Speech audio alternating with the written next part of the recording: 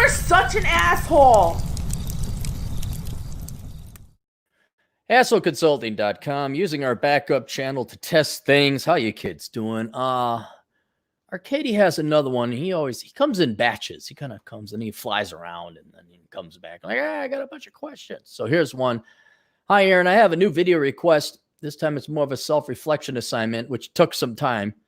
Can you think of a list of 3 to 5 cases where you fundamentally change your position on something over the years? It could be related to economics and personal finance, dating, friendships, work, whatever else could be considered a memorable shift in any major aspect of life. If so, please talk about those changes, what led to them, and how they affected you. Well, one just came to mind now that I think about it. I got up 7 now. But I'll tell you, my buddy Khan. We'll start with number 1. My buddy Khan, I was pretty much, I won't lie, I was a bigot. I was like, gay people. Blah. And my buddy Khan proved me wrong. And he's like, well, what were just people that I mean, he didn't have the sit down talk. He was like, oh, here's this cool guy. And he's my best friend. So that's one where I was wrong, and an event that changed it. And it was just my friendship with my buddy. And that led me down the path of libertarianism. So if it were not for him, I probably would have inevitably landed on libertarianism anyway. Back then, many years ago, I mean, I was staunch conservative. So that you wouldn't have libertarian cool swing and libertarian Cappy. You'd have Ward Cleaver, straight, clean cut Cappy, and nobody likes that guy. Nobody likes libertarian Cappy either, but they hate him less. So that's one. A little bit more deep than that. That's just a matter of intellectual honesty and not being a bigot. One would be divorce, when my parents got divorced, but combined with the Christmas of that year. And let me explain. Divorce obviously will have an effect on you as a kid. I was 7 when my folks got divorced. And when you're a little kid, you don't have the vocabulary or the philosophical mind to articulate things, but you're just like, you can't trust anyone. Like, there is no stability. There is no foundation. Like, you are on your own. And I realized, like, I didn't come to the crystallized thought that these people, these adults, my parents, have no effing clue what they're doing. But I did know, like, I can't rely on these people. This is not acceptable. I'm on my own. I'm going to have to do this on my own. And it was corroborated probably that following Christmas. And maybe it was the Christmas after, but I was either 7 or 8 because Christmas was before my birthday. And I remember, because you're 7. So this would be the 5th, maybe 4th, depending on how much memory you have. As a 2-year-old, I definitely remember 3. So 3, 4, 5, 6, 7, potentially 8. That's 4 or 5 Christmases. And where, there wasn't much to look forward to. Maybe a lot of you kids, you guys out there can relate. Like, Christmas was the one good thing. Like, Santa Claus was going to bring us the gifts. Although I didn't believe in Santa Claus after 5 years old because the kids at school told us so. But you're still looking forward to, like, toys. Okay, the one good thing in life, you're going to have toys. And I was always let down. And everyone, we get toys, but not the ones you wanted. After a while, I just stopped. Mom would ask me, this is as an adult, what do you want for Christmas? I just say, look, either give me cash or nothing. Because stop wasting your time, stop wasting my time. And for the 4th, 5th, whatever Christmas in a row, me and my siblings, we got shit parents should have been buying you the entire time. Clothes predominantly. Like, I remember getting socks for Christmas and sweaters. And I just got so pissed one time because I got some jacket and it came from grandparents. And then I got yelled at by my mom and then stepdad, like how ungrateful I was and how dare you. And the standard, don't you know there are people who are starving in Japan? Just eat it. Just eat it. That'll be a Gen X reference for anyone. And I was right. I knew it. And then that only reinforced, like, okay, I can't rely on any adult. Like, I am going to, if I want my toys, and that's what little 7 and 8-year-old boys want, is they want toys, not socks, by the way. I was going to have to get it. And that with the parents can't keep it together. I'm on my own. put me down the path where it's like, I'm going to become Alex P. Keaton. I'm going to make a lot of money. This is why I inevitably went into finance, which was a poor mistake. But you got to understand, as a young boy, man, that makes logical sense. Well, that's where the money is. I guess I'll go make money in finance. And so that put me down the road and was the beginnings or the origins of, I don't know if you noticed this, my independent streak. Have just a little touch of independence to me. And it bore, I remember 8 years old collecting cans in Michigan, going dumpster diving and making, like, it was like, get the money. And you could talk to my parents, so they'll say, I remember we take them to Milwaukee County Zoo and he'd dig around under the soda machines looking for quarters and nickels. Well, a quarter was expensive back then. And I'd find it. I'd come out with some money, and they laugh. They think that's funny. It's like, your little 5-year-old kid is digging around in the dirt looking for coins so he can, like, maybe survive. Like, that's what it went to. So that hasn't gone away. So that was two events kind of combined into one for the epiphany. The epiphany I had was caused by those two events that were close to each other. What the hell is my chicken scratch say? Don't have time for this shit. Fast forward to 1993 when I was going to college. Starting as a freshman, and I think every young man since that time especially has gone through this. You are led to believe that college is this great place and it's wonderful, and the girls are more mature there and they're going to shop, blah, blah. And you get there and it takes about a month for you to realize, oh crap, this is just high school version 2.0. And I was pissed. Because this was your birthright. This is where it was also, all the smart people are here. And when I realized that it was just more school, except this time I had to pay for it, I was pissed. And I didn't have that much money, so obviously I had to get a job. And I immediately started. So I was already in a bad mood. Well, there's this one gal that would go on a date with me and then stand me up. And keep in mind, this was early on when I didn't have, I went to school in the first 3 months, September to December. I didn't have a job, and then I ended up working security over at the police department. Probably late November, I think maybe I got in. And so this gal and I had gone back and forth, and 18-year-old Cappy, 18-year-old idiot, didn't know what was going on.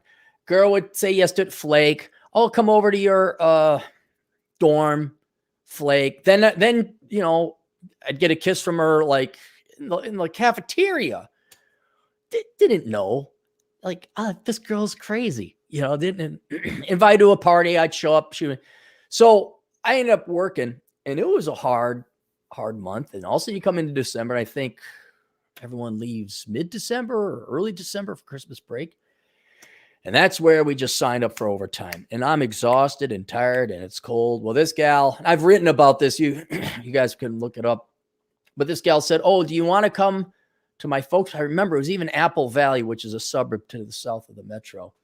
That's where the rich people lived, at least back in those times. You want to have Christmas dinner, and then we'll get you back for your patrol, for your shift. I'm like, yeah. So I dressed up, khakis, a nice shirt. I think they even put on a tie or something. Back then, you're like, put on a tie. This would be respectful. Like, you dumbass. And this is with phones. No cell phones existed yet back then. And then she was going to pick me up, I don't know, 4 o'clock. Also, it's like 4:05, and I call, get the voicemail. Hey, just wonder if you're on your way. Let me know the weather. And like 4:15, hey, you know. And then, like, I'm standing there in, I can remember it was Middlebury Hall. Everybody look it up, over on the Super Block. I'm standing there, and I had my backpack with my uniform in it. And I was dressed, like a schmutz. And I was ready to go, and it was snowing. I remember this very clearly. And I remember, like, at 4:35, I realized she wasn't going to show up. So that, already on the back of having college be nothing but a lie to you your entire life. And that were the two big logs that was thrown on the camel's back.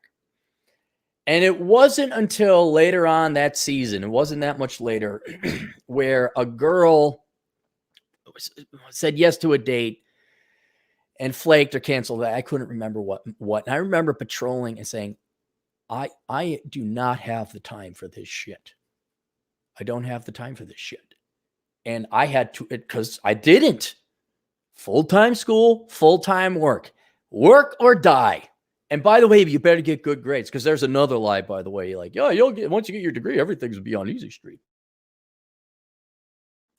And so I remember I can't remember the patrol or where or when. I think maybe it was the EEC side building. I could see it.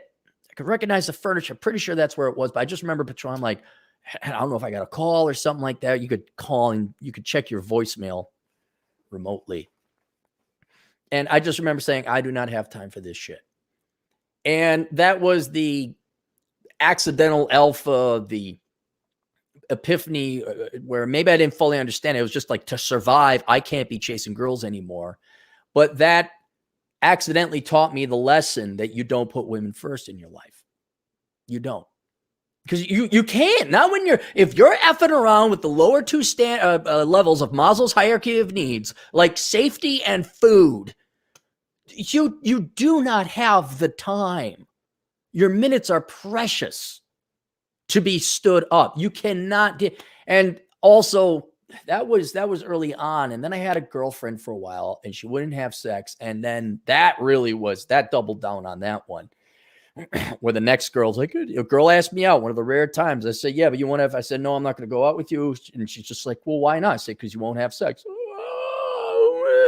Oh, imagine that. Men want to have sex. The horror.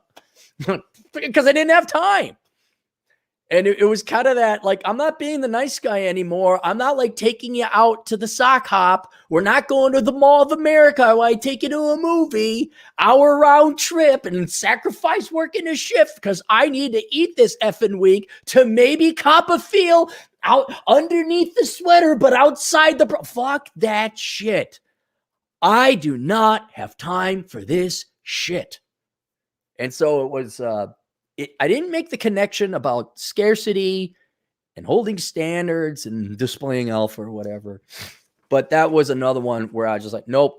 And I was completely focused on my career after that, which ended up biting me in the ass later on, because once you get standard, you moved up Maslow's hierarchy of needs. Other things do gain more importance. But if you're just panicked about making money all the time, because you're never stable in your job, because the boomers lied to you. You never, there could be a great girl standing right in front of you. You'll never pick up on it. But pretty much after that, it was like, yeah, I never had a girlfriend until I was 23 after that. Never had a girlfriend, because every other girl would be like, oh, I don't want to have sex. Oh, like, or I'd go on a date and flake or whatever. The standard rig. And plus, you're busy. Way busy. Didn't have time. So that was one. Also related to the girl stuff. When I got punched in the face because I told that girl I didn't want to date her anymore. And I was about 30 or 31. And by this time, the captain had the lion's share of all the dating and the slaying and the screwing he was going to do. And it was just, you're getting old. You're not old. It's not the years. It's the mileage, I think, to quote Indiana Jones, where I just didn't care. And I was as street smart, maybe not quite as street smart, but as close to street smart as I am now back then. So I knew this gal was a waste. It wasn't even going to be a And she found out through a mutual friend that I had written her off. I wasn't dating her anymore. And and this girl hadn't talked to me in 2 weeks. Like, she ghosted me. And then also, out of blue, 2 weeks later, like nowhere, she calls me up at 3 a.m. Like, we have to talk. Like, what? It's 3 a.m. What? Who? What? No, what do you mean talk? Well, she comes over. Keep in mind, this girl ghosted me. Didn't call me for 2 weeks. Starts yelling at me because I'm the player. Meanwhile, the reason she ghosted me for 2 weeks because she got back together with her ex-boyfriend, which I didn't care because we weren't exclusive or anything. And she was hot. She was hot. And to be intellectually honest, I really enjoyed her personality. She was pretty smart, very street smart, smarter than the average bear. I loved the sparring. It was great. And there was a bit of me, and not even an ounce, a milligram of very, very, very, like 98 parts caution, 2 parts optimism, where I'm like, yeah, but then when the game's played, I'm like, oh, that's the way that one went. So I was, like, well, that's the way that one went. And now here she is in my house, banging on my door, 3 a.m., yelling at me and cursing at me and telling me I'm a player and everything. And I do remember TJ Martinell reminded me of this. He says, yeah, remember that time that girl says, you just like this other girl? Because I was dating other girls by this. I'm not going to wait 2 weeks. It was good. I had some ballroom. I knew what I was doing. Wasn't like old, there wasn't anything on the menu for the old Capmeister back then. And so she's like, I knew you were a player. You like that other girl. And this is this other girl. Because she cooks for you, treats you nice. And I was like, and that unto itself was an epiphany. Like, wow. It's like against women's code of honor, I guess, now to treat men nice. Yeah, imagine that. How dare I like the girl who cooks for me and treats me nice. I knew you were a player and you always just want to be friends. I said, well, you don't have to worry about that because I never want to have sex with you again. And she just punched me. I mean, it didn't hurt. Had a little bit of a shiner. It was great. I went to her place of work. I'm like, hey, guys, what's up? What happened to your eye? Guess who hit me? And I had the smarts enough to call the cops and say, hey, look, I was assaulted. All right. I am the victim. Just to let you know, if you want, come over here right now, take a picture of my eye. I'm like, well, no, if you're not going to file a complaint. Like, okay, is it recorded though that I filed this complaint? Is it like, yeah. And so what that taught me, the light went on again. And down from the sky of empiricism and experience and trial and error, I had the great vision and the epiphany that I'm not dating anymore. I'm just not. It's too tiring. It was too taxing. One could say I went traditionally MGTOW at that point. And then the one gal that was treating me nice, I ended up committing to her. And was she the hottest? No. But she showed up on time. There was no drama, no bullshit. And I just threw in the towel. I'm like, the girls are not worth the pursuit. This is not. And, a lot of philosophy of that went into this book here. This is 15 years ago. And it's just like, this isn't worth it. I assessed, I looked back, I said, okay, 30 by 30 girls laid by 30, hundreds of dates. Was any of this worth it? It's like, no. And, to be honest, let's do some quick math. Let's say it's $300 per prostitute times 30. Okay. So that's $9,000. All right. And no, I am adjusting for inflation. That's about the going rate, right? So I didn't do the mathematical calculation until just now. You ask me, hey, Cappy, would you pay $9,000 to screw 30 different girls so you didn't have to go through the dating and all that and getting stuff? Absolute. Oh my God, I'd be $100,000 ahead. I'd be so far ahead. And that's why I like, really, and I'm not trying to be edgy. I'm not trying to be funny. All right. Not trying to insult anyone, but bitches really ain't shit. They're really not. Have there been some wonderful, great women? Of course, they're wonderful. Were some of them the ones that got away? And Cappy like, oh, I fucked that one up. They were better than me. Yes, there were. And even then, there were some things like, oh my God, really?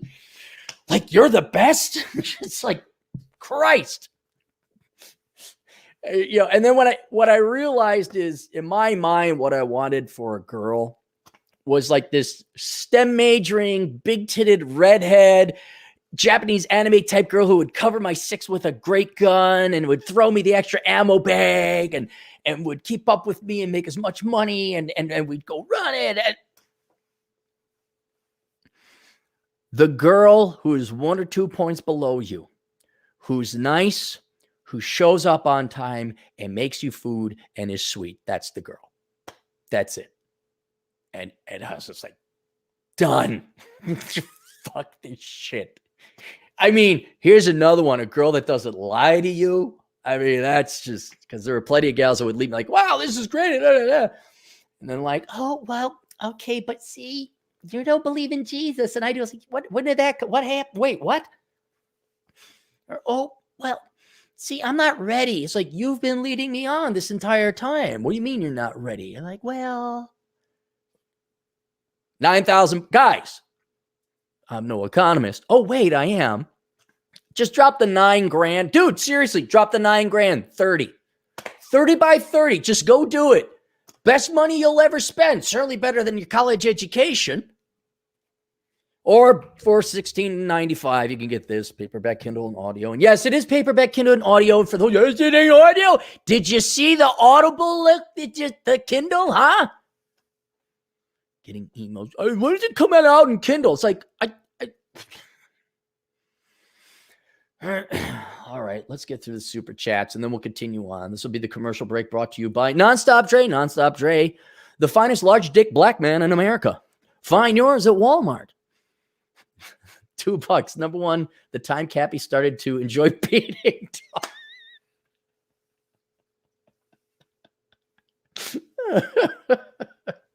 Oh, God, it's great. Nonstop trade. $2. Number two, Cappy becoming a stunning and brave life coach. That was not an epiphany. That happened to me by complete accident.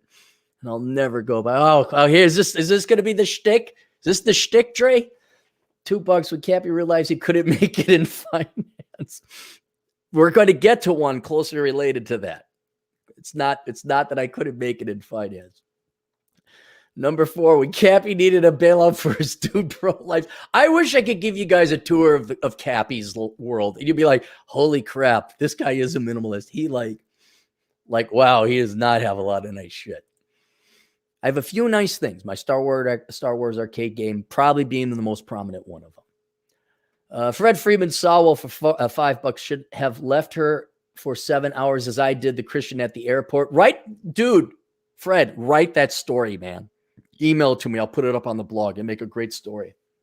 Cold night before and told me just friends, but still coming. Left her for 7 hours. There you go. What? Oh, Nonstop Dre, $2.05 when Cappy got stood up by Rolo for not being 6 feet tall. Oh, God. Fred Freeman Sowell. What do you guys like? The two schmoes, the two old guys up over at the Muppet Show? Waldorf and Statler?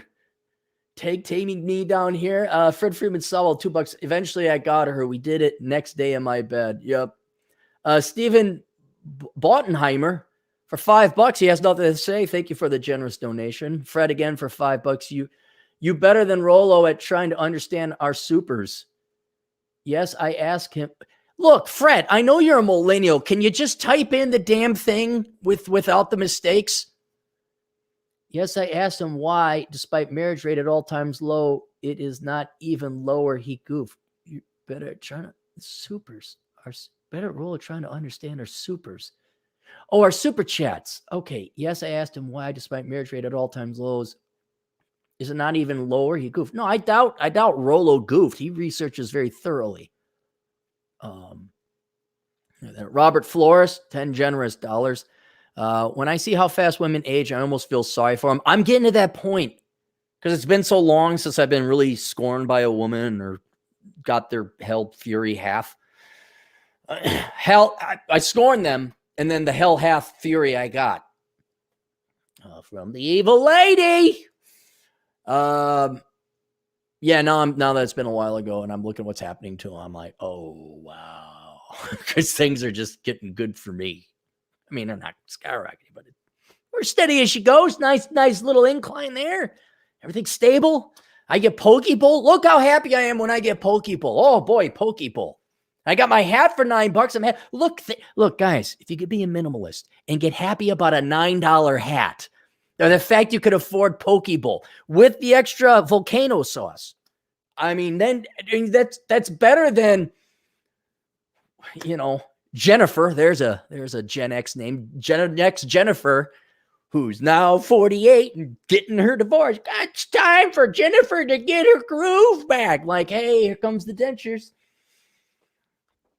It's not 1998 anymore. Why aren't the men chasing after me? But then I think about how insufferable they would be if they aged slowly, still looking as good as 20-year-old women when 40 years old. There's gals, we got 2 gals I know, of which I've lobbied multiple times to do modeling. Still teeth pulling. I almost want to tell him, like, look, you've done a spectacular job keeping yourself in shape into your 40s. You got maybe 5 years left. Now, you want to capitalize on this or not? I mean, the market's going to go away. Some of them can keep them good, but yeah, you're right. Most. God almighty, can you imagine these millennial and Gen Z gals were big as beautiful, what they're going to look like when they're 45? Holy cow. Fred Freeman saw $2. They yell at you for being a player. Tess, she likes it. No, she did not like it. What's good for thee, not for thou. Or what's good for me, not for thee. Or she didn't like the fact I was playing the field when she was. She definitely did not like that. Parliament Stiffrey. Strifey. Parliament Strifey. 6 Canadian bucks. Oh, Cappy, Mr. Cappy, keep teaching us how to get the girls out. You just pay for it. I'll just be like, just go pay. Because you're paying anyway. If you just go pay, it's going to be enough. If you want to find a wife or a loving girl, well, then that's a whole different ball of wax. You're going to have to invest time, charisma, charm, find the right girl, screen, discriminate, choose wisely. That's a lot. But if you just want the girls, you go fly out to Vegas, drive to the next county over, or go to Amsterdam, or go to the I was going to say sugar bot. It's not sugar bot. What the hell is it called? Seeking arrangement. Sugar bot. Sugar daddy sites. That's what it's sugar bot. And Fred, $5. Friend had final. Ex showed up and wouldn't leave, called cops on him for not taking her back. He spent a night in jail, but he got an A the next day. Yeah, it's bad. Here, this isn't my book. Where'd it go? It was here. Oh, there it is. It's a small book. That's why I couldn't find it. Here, guys, get this. The Pence Principle, written by Randy Bentwick, or Randall Bentwick. Please read that. Paperback Kindle. I don't know audio. Fred again for $5. I agree with Rollo that the rate is an all-time low, but my question is, why is it not lower like zero? Who is still marrying in Oh, dude, come on, Fred. You know that. I mean, now, me and Sterling talked about how much resources have gone into programming and indoctrinating women, but the same amount of programming and indoctrinating has gone into men. There's still men getting married. Come on. You know that. Do not confuse our little group of intellectuals here that we hang out on the internet. We all have a discussion. Do not confuse the rest of society with us, right? We're freaks here. Superior intellectual freaks and empirical freaks and freaks that have the courage and bravery to look at empirical data like, oh boy, God, look out. Right? That is not your normie conforming inferior lining up saying, okay, a 45-minute wait to get into Applebee's is just splendiferous. Huh? What do you mean divorce? I've done everything you've ever wanted me to do. Who's Kevin? In sales? Fred Freeman, $5. My sheets need clean. The Christian assumed it was from all the other women I complained I was banging everyone. Then she asked me to propose. Cab Ragoon, Cabulous. I think is a new guy. $5. Roll podcast was great. Oh, Rollo. Guys, don't do voice to text. I know it's the millennial thing to do. I have no idea. Rollo's podcast was great. I also heard this is where I could donate to bail out the ASPCA. The asshole. What's the ASPCA? Help me out. Cappy's bailout fund? Fred Freeman Sowell, $2. My IQ is less than Cappy's. Luckily, my height is greater than Cappy's. That's not a high hurdle to beat. Matter of fact, I think hurdles are taller than me. Most people who do the hurdles could jump over me. A Nonstop Dre, $2. You should go on Myron's show in person with girls on. I will, but Myron has to invite me. I'm sure we'll probably get together one of these days. But I'm really busy until I get that house situated. And then when I get a little bit of free time, then I'll go. All right, now let's go back to the request. Now I've caught up with all that. All right, so punched in the face, girls ain't shit, and just pay for it. Then related to finance there, Trey. It was, and I've told this story before. in like the culmination to the peak hate, peak frustration, where the bankers were going to do more loans to get the closing fees up front to get themselves out of the bad loans they made for the past 2 years.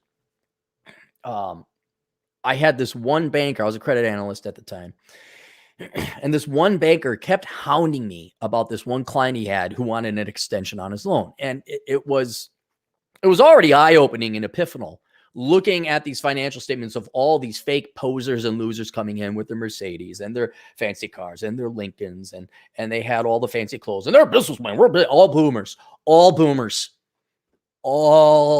gray-haired boomers. And my bosses were also gray-haired boomers. And I was really getting frustrated and pissed off because all the data was screaming, there's no way this guy can pay off the loan. Or, which is also very common, is they would be delayed in getting, 2 years. Well, I don't have tax returns yet for 2 years. Well, don't you think you should get on that, huh? Well, no, he's always paid on time. It's like, yeah, with our own money that we keep lending him. But he screens a little bit off the top so he could go have his yacht over at Lake Havasu. So this one guy, and it's really hard. This is going back a ways. If I remember correctly, he had 45 LLCs, and he would just cycle the money through each one. And you had to add them all up, but you couldn't add them all up because there'd be a year late for tax returns, or 2 years, or there'd be not an addendum, an amendment. And so you can never figure out, you could never get your fingers on. But what I could figure out is he's not cash flowing. We're constantly giving this guy money. And he had a credit score of like in the 400s. Like it's like, no, I'm not. Oh God, it was so frustrating. It's coming back to me now. He'd come up to me, the banker would come up to me. He's like, you need to rewrite this report. I'd look at him like, do you have tax returns? Like to update the numbers? I'd like to rewrite the report, but you have all the numbers that are 2 years old. I can't create numbers. I can't create ratios. We need his updated financials. So there's nothing I could do until you give me his updated financials.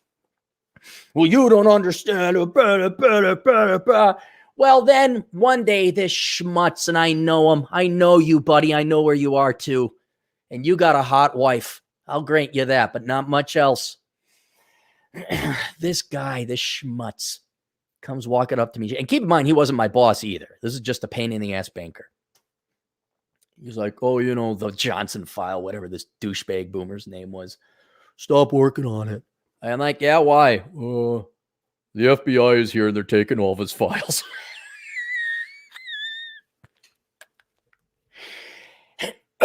And then it was like this momentous joy, but then you think you got red pill rage with the girls. That's why I realized all these boomers don't know jack fuck all shit. And they are liars and they are scumbags. And for you younger kids now, you're looking at Gen X, my generation, and maybe some latent boomers. You think because they're older or they have gray hair, they know what they're doing, or they're moral or just, or they're more efficient or anything like that. Not joking. I could have headed up any bank I worked for at the age of 25 because most of these banks were such mismanaged pieces of shit by older people who were just that, older, but also dumber, and certainly in banking, criminal. Maybe you couldn't bust them. Maybe you couldn't press charges, but what they did was criminal. It was wrong. And the biggest lie is that they feign because they're older that they know better. They'll lie about job descriptions. They'll put you in front of HR. They'll change your job on you. They'll renege job offers. I mean, you may have noticed people don't really like the boomers too much, and they've earned every penny of that reputation. But I was 30. And when the FBI came, I didn't see the FBI, but when I found out, it vindicated everything I knew was right. And then made me realize, you lying sacks of shit. Since 18 for 12 years, I've been doing what you lying sacks of motherfucking boomer scum shit told me. And what that taught me, forged me, is I'm better than all of you boomers, not everyone in the world, but definitely boomers. I do not listen or respect my elders. And if you know something stinks to hide, like if you got the number, something's wrong, something is wrong. And so this then set me towards the path of self-employment. Although there was another instance or thing that happened at that time that sent me down that. That I'll give you a shit. That'll be like 7.5. When I did my first ballroom dance classes, I was 23. And when swing was really popular, I did the math. I was making $350 an hour. That set me down the path of entrepreneurship. Like, going to do this more. So that was another one, but it's not a sexy story. Another one related to the bank. Probably a little bit about the same time, but I didn't write about it until later, is realizing what my IQ meant. And I remember we get those standardized tests. And you're in the 99th percentile of this, 98th percentile of that. And because school sucked so much, I didn't care. I didn't know what that meant. All I knew, I'm good at math. And all the liberal arts teachers who were trying to teach me history, which can't be taught, by the way, you just read it. And basically, you're all worthless. I'm getting my C's and D's and all that. So I had a really weird looking report card. And I even knew statistics. I knew what Bell distribution was, obviously. I knew that it was an exponentially smaller group of people, the more standard deviations who went right or left. But I never made the connection. Now, it wasn't until an old friend of mine pointed this out to me. He says, you know what? Smart people like us, you're just happy if someone can get your order right at McDonald's.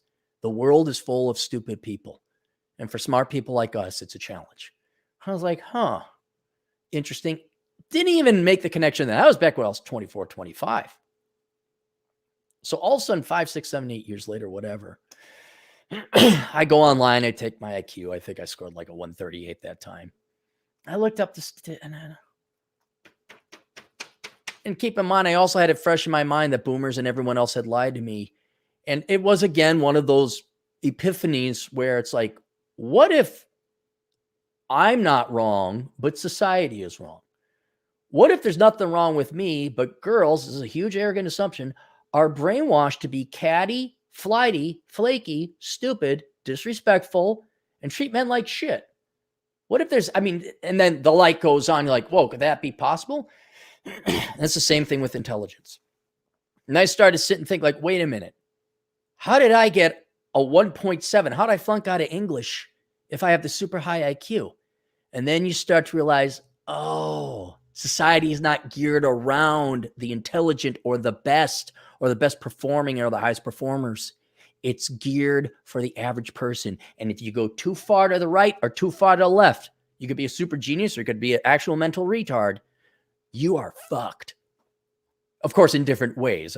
Obviously, I would not switch to be actually mentally retarded. I'm thankfully on the other side. But it's still, and then you're kind of like, okay, let's take inventory. What happened here? I wrote the book, Curse of the High IQ. It's there somewhere. Everyone go buy that.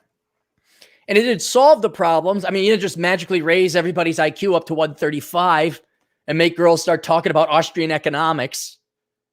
But it explained, I'm like, oh my God.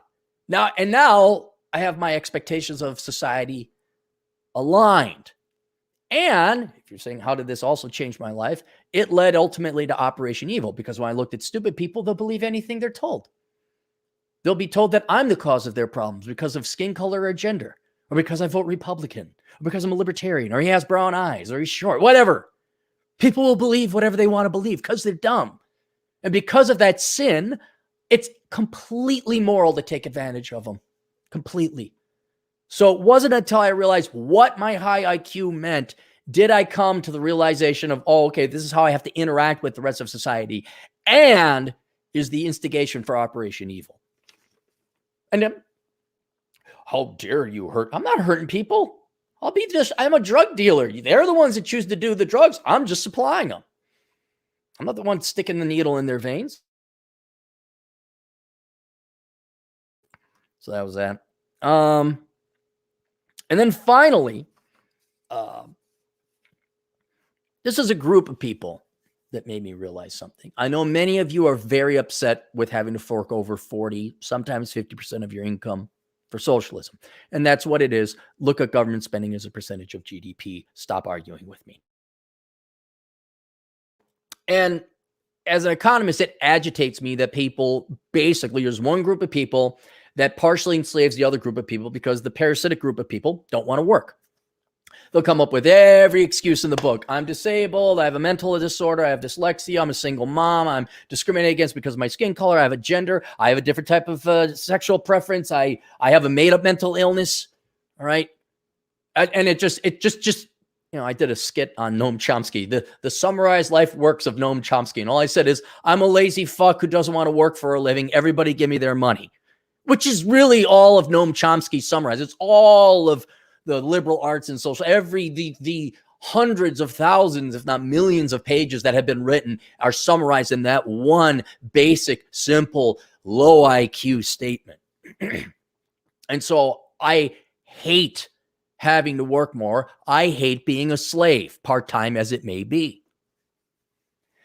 And while I, as an economist, ethically, philosophically, I want what's not only right, moral, and just, but I want us to conquer the world and discover God and become gods ourselves and launch rockets to Venus and let's do this and let's do that. Cure poverty, make everyone rich, have everyone have the latest PlayStation game. It's possible. It's possible through economics. But then when I realized not everyone wanted that excellence in their life, they're perfectly okay being parasitic. They're perfectly okay living off of others unethically. That pissed me off. Not because I'm enslaved, but morally, it's like, what the fuck is wrong with you people? I got very angry, as you would with any slave owner. Then I realized something. And this is one that's come in the past 3 years. And some, hopefully, you guys don't have to get to the age of 42 to figure out. And Chad's in the chat room. He kind of knows where I'm going. And the question is, would you trade places with them? Because for all the social, the people in my past who were the communists and socialists who we just got to give more unity and would call me racist and sexist or just a mean man, I looked at where they are now. And there's a couple people where it's like, holy crap. One I use as an example in the book, How Not to Become a Millennial. She was my age. She was the hot single mom. Had a dalliance or two with her. And ended up going on this leftist streak. Environmentalism, chakra crystals. What's the thing in the sky? Why can't I remember? Astrology. Raise organic chickens. No real job. Divorced husband, of course. And now is a wreck. Looks physically revolting. And I don't even think it's drugs or anything. I think it's just taken. A rabid feminist, of course. Men are to blame for everything. Filed for bankruptcy or had the house repossessed. I can't remember which. The house did go into foreclosure. I don't think the chickens are there anymore. And just a miserable woman. And it's over. It's over for her. I had some buddies in St. Paul, and maybe not some buddies of my buddies. And they just hated my guts because I was a Republican, or I voted Republican, and how I advocated private schooling and private vouchers would help out, usually better schools, cheaper. And they thought I had it in for black people. I'm like, no, I'm trying to actually get them a better education and a better deal for the taxpayer. Well, these were teacher and education majors. Well, not more than one couple of them, not just one couple. Both white, by the way. 4 boy, girl, all white, have kids. And guess where they are? And they're all teachers. Guess where they have to? Because they have to send their kids now to the schools where there are race riots and the kids are white. And according to my philosophy, deep down inside, everybody knows they cannot pedal back. They gotta live in that town. They gotta live in their district, and they send their kids to shitty schools. And I'm sorry, if I have kids, I'm not sending them to shitty city schools. Send them to a private school. I'm going to send them to like a really good suburb school. Well, actually, what I would do is I'd homeschool because I could get those kids a computer engineering degree by the age of 12. I don't know why we'd even bother with school. But the larger point, whether it's the washed up feminist Gen X or spinster for life, or hypocritical Marxists who insist on, they love themselves and their politics more than their kids. I don't envy any of these leftists. And the reason why is that their lives are miserable, and it's guaranteed to be miserable. And the way it's guaranteed to be miserable is because if you are living and advocating a parasitic lifestyle, if you just don't want to work, and that's all that ever is, that's all it is.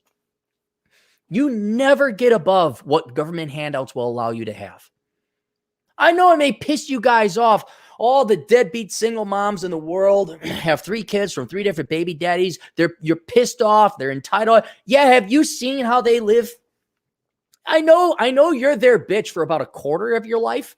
Your working hours, 1 in every $4 goes to someone else. Welfare, single moms, WIC, EBT, Social Security. Let's not forget that. Veteran pensions as well. There's a big slice of the federal government pie, and also state, federal, and local. I know that pisses you off, but what would you rather have? 75% of your income? Because you still have to pay for roads and other things. I do believe in paying, some of your money does go for legitimate government services. You get to keep effectively 75% of your income, and you get to live this good life as long as you don't have kids you can't afford, don't commit no crimes, you don't major in stupid stuff. And I realize I can let it go now because they're their own worst enemy. They'll never escape themselves. There's a picture of the Honduran immigrants trying to come into the United States, a year ago or so? And it's always a picture of a mom with a child. No dad to be seen. It's like, you could come to the United States, but you're your own problem. You're a loser. You're an idiot. You're a moron. You can't keep your legs shut. You did the number one wrong thing. You did the number one thing to make you poor. You had a kid you couldn't afford. And people cannot escape their own stupidity, nor can people escape their own laziness. And so when I look at it, it's like, look, as long as I don't screw up, and I'm not a materialist. I don't need that much money. Okay, I'll go make my money. I save my money. I've had a better life than like 99.9% of the welfare collectants out there. The single moms, I've lived a way better life than all of them, no matter how much of my money I get. Because you could give them all the money in the world, they'll still piss it away. They will. You see any like these deadbeats in the trailer park that win the lottery and like 2 years later they're bankrupt? And so I don't really feel bad for them. All right, here's my right. But I let go of the anger. Why? It's almost because you're paying them to make their lives miserable. Welfare has never made anyone happy, successful, or worth anything.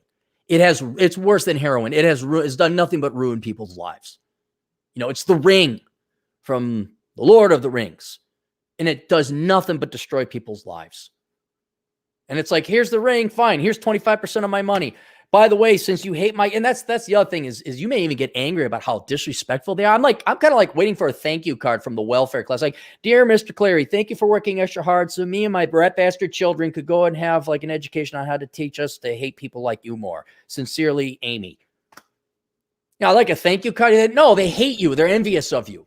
And it's like, good. You know what? Since you hate my guts, even though I've given you the money here's the money. Here's the rationalization, everything else. And here's your whatever, free healthcare, all that. Now I'm going to watch you suffer because that's what's going to happen. And it's almost worth it to me. Like, pay 25% to have the scum of the earth to have like ruin their lives by their own hand. Okay, here you go. Now I got nothing else to do. There's not a lot of movies I want. I'm not seeing the new James Bond.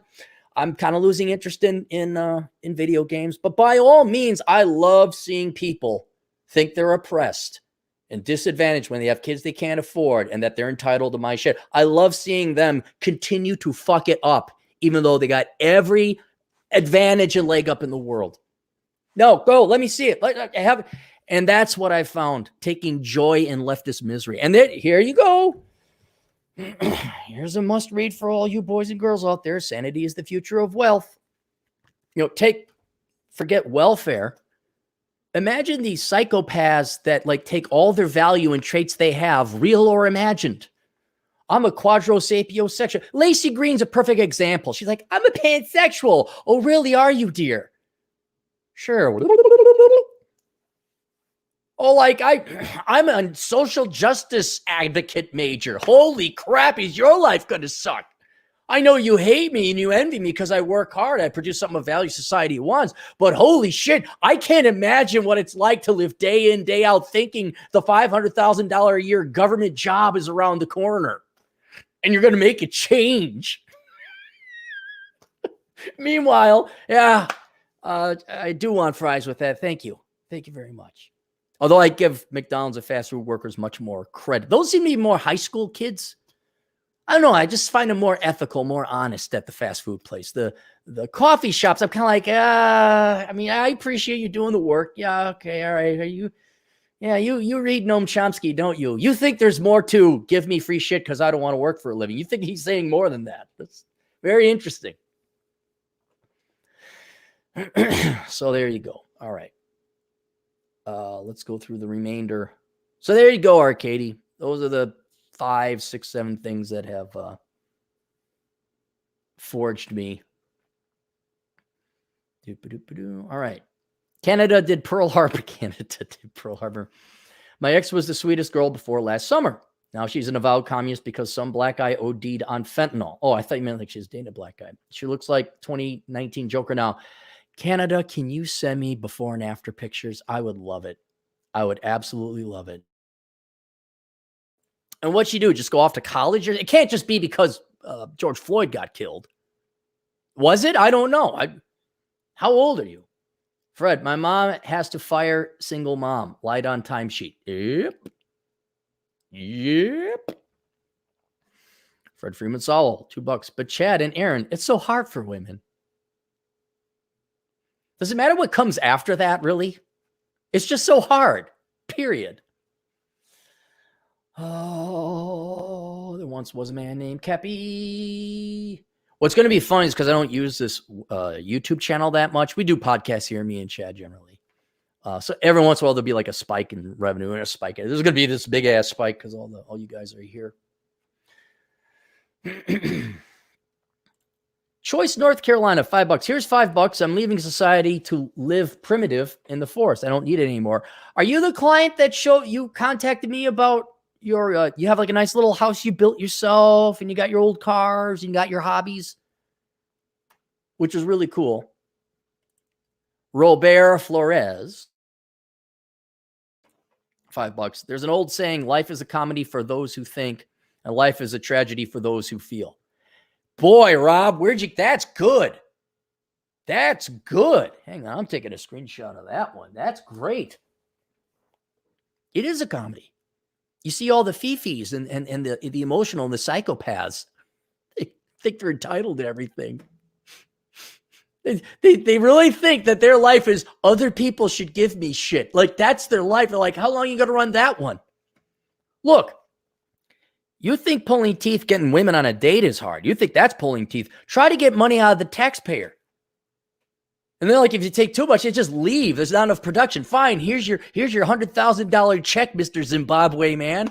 And with your $100,000, oh, look, a gallon of milk is $500,000. I'll say it again. Leftists in general spend way more energy and time. And leftists, if you want to hear me on this, just as an economist, you will spend more time bitching and whining and protesting, essentially panhandling for other people's money than if you just went out and got a job. You'd be way further ahead with a lot of extra time on your hands, a fraction of the time and effort you put into rationalizing taking other people's money. If you just worked an effing job, you'd come out way ahead. But I want to give you, have you give up on your religion because you got nothing else. The religion of other people's shit. I mean, maybe I'll do that. Maybe that'll make a good book. The religion of other people's shit.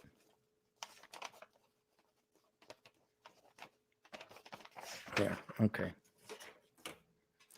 Cabergoon Cabalist, $5. Was there anyone who you met deserved a loan but was just shy and you knew deserved a shot? Oh, in banking, yeah.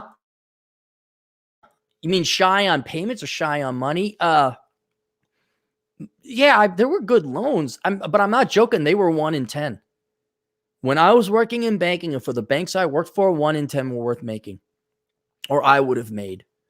There were several where I was like, okay, let's underwrite this guy, get him on the fast track. You know, he come in with a credit score of 805, low loan to debt value. He had his finances and everything, even had interims and audited by a CPA.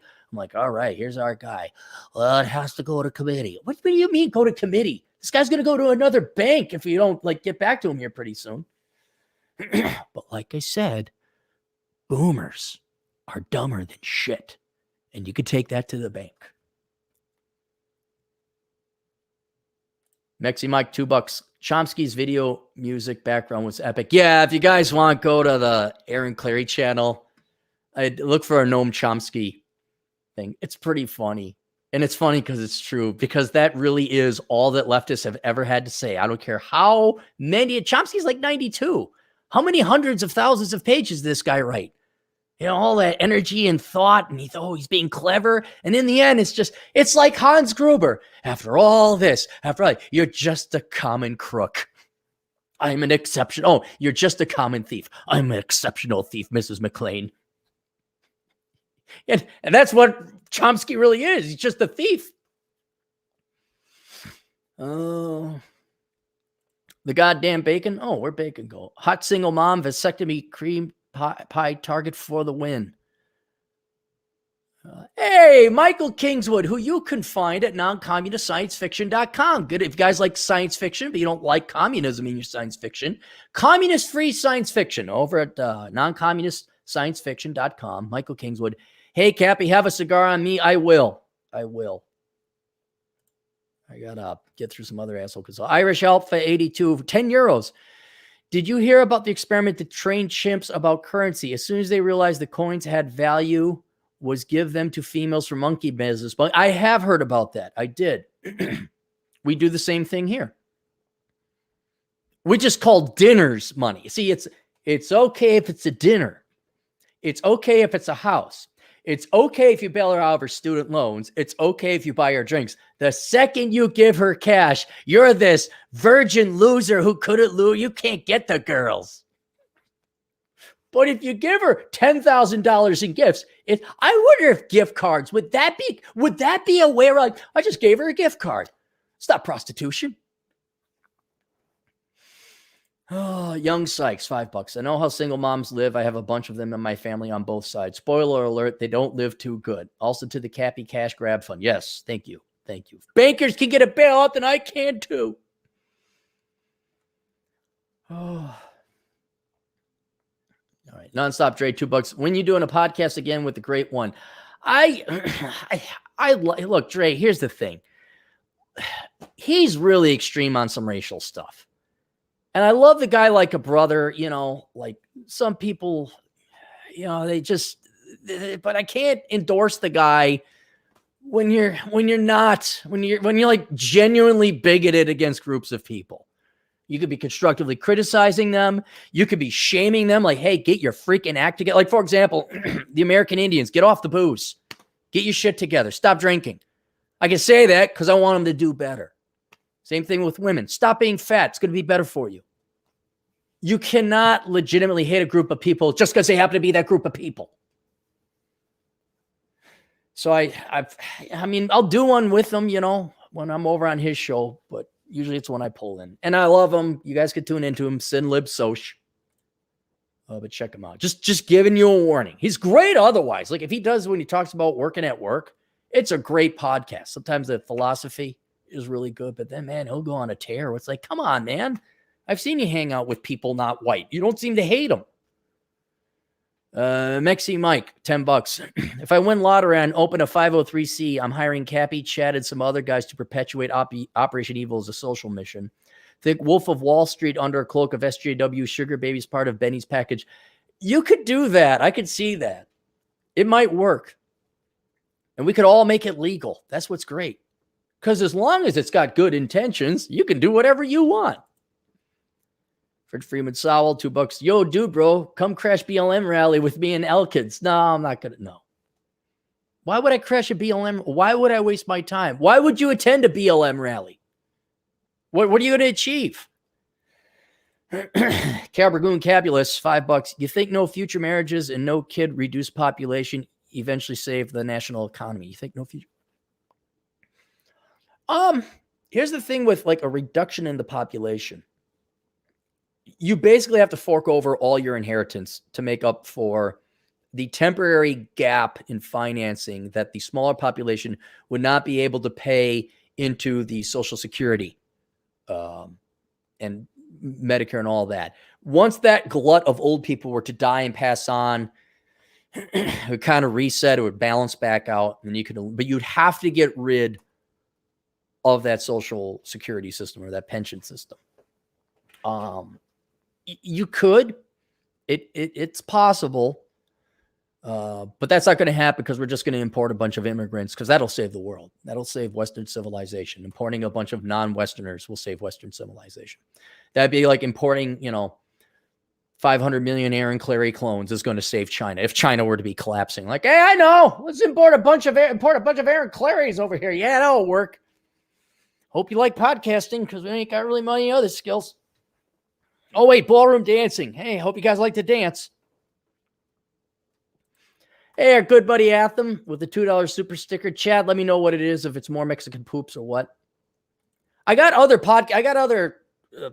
questions to get to here, guys. It doesn't have to all be today. I got other things. Rob Flores, $5. One for the road. Thanks for the entertainment today. About the same price of a bad movie and popcorn. Thank you. Thanks, Rob. Hey, tune in. I was on Rich Cooper's show yesterday. No, not Rich Cooper. I'm sorry, Roland Tomasi's show yesterday. And then I was on Sterling Cooper's show today. So if you want it. We talked about some interesting things. The economics of prostitution on Rolo's channel. We talked about getting younger boys. How do you wake up younger boys? Like 14 or so on Sterling's show. $2 from Fred. Attend to get the communist girls in our city. To what? For the money and time, I could just go pay a beautiful girl to be nice and have sex with. Why would I drive all the way to Chicago and spend the money or the time? Why? Matter of fact, Fred, Chad, why are you guys wasting your time? Just go somewhere, find a girl, be done with it. The goddamn bacon 223. The great one can listen to 1/4 of my showcase because I'm 1/4 white. Yes. Well, he likes you too. See, that's the thing, Bacon. He sings the praises of your channel. I'm like, okay, you do know Bacon is half black, 1/4 Mexican, 1% evil. I mean, white. Yeah. All right. Irish Elf at 82 for €10. When I was a Marxist, I was unhappy, entitled, and the booze almost killed me. I heard the Sowell guy say that when you confer a right upon one person, you take it away from maybe 3. Changed my life. Yeah, Sowell's a good writer. He knows what he's doing. Motor swaps, $5. Holy crap, Cappy is on. Needed this today, finishing up this motor. And sick as a dog. You're working on a motor and you're sick? That's some balls there. Of course, I've gone to work hungover, I guess. Glad to see you, man. $4.99 for the economist bail. Thank you. Thank you for the economist bail. Thank you. I appreciate all the bailout money. Do you know there's actually some spurgs and tards and like, I can't believe like they actually think there's a bailout. Like, go read through the comment section. It's hilarious. Well, I always knew he was a poser. Why taking on a more? I can't believe he's been lying to us. It's like, okay, never mind. It's just like, all right, go away, go to another channel. Nonstop trade. The gray one likes me and Ed Lattimore. Yeah, he likes Ed Lattimore too. He just hates people of color. What's the difference? What's the difference between people of color? Aren't you guys people of color? I wonder if he actually is racist, and maybe he's just frustrated and he lashed out at a group of people that tend to have a behavior that not all of them have. But you have to delineate for the sake of the India. Look, let me, maybe the great ones listening. Anyone who's just like, oh, black people, oh, Hispanics, oh, Asians, oh, whites. Hold it. Imagine you're Dre or Swoo La Blue or Taboo Smash or Young Sykes, okay? Black, half black, all right? and you're within this community, do you think it's easy to be a non-leftist, non-down with the cause? I'm going to go major in engineering and do the right thing and then get accused of being white or acting Asian. Do you think it's easy for these guys and gals, the handful that do it? You know, and just to kind of be a little bit empathetic, sympathetic, empathetic. Put yourself in their shoes. Like, holy crap, that's got to suck. You know, like they don't have their family backing them up. They don't have their friends backing up. If anything, they're attacking them. We had a young black gal who wanted to escape the ghetto. I told her how to do it. And of course, she was facing, you think you're better than us? It's like, yeah, she is. But regardless, what kind of an uphill battle is that for a young minority kid when the family is so filled with hate for acting white or the white man or whatever, or conservatives or Republicans, whatever, that they don't even let their own kids succeed? And then you come in there like, then it doesn't happen all, but then you paint an entire group of people, bunch of lazy, parasitic, welfare collecting fucks. Well, that's not encouraging them. And they're afraid, well, he's going to judge me by my color. And it's like, so that's why it's like, no, you cannot judge people by traits. You must judge them by actions. You know, so it's be truthful, be honest. Hey, the black community in general has a problem with out-of-wedlock births, because you care to help them. Hey, women got to stop majoring in stupid crap if they want to close the wage gap, because you want to help them.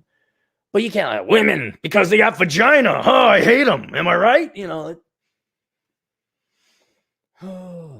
Motor swaps, $4. Wanted to stop in Wisconsin 2 weeks ago, but didn't make it past Kentucky as they had all I needed. The happy law school, Cappy influence dropout. Oh, good. I'm glad you dropped out of law school. Good to hear that. I'm not in Wisconsin, by the way. I'm in Minnesota, but I won't be here for long. Vegas is South Dakota, if you ever have to be right from.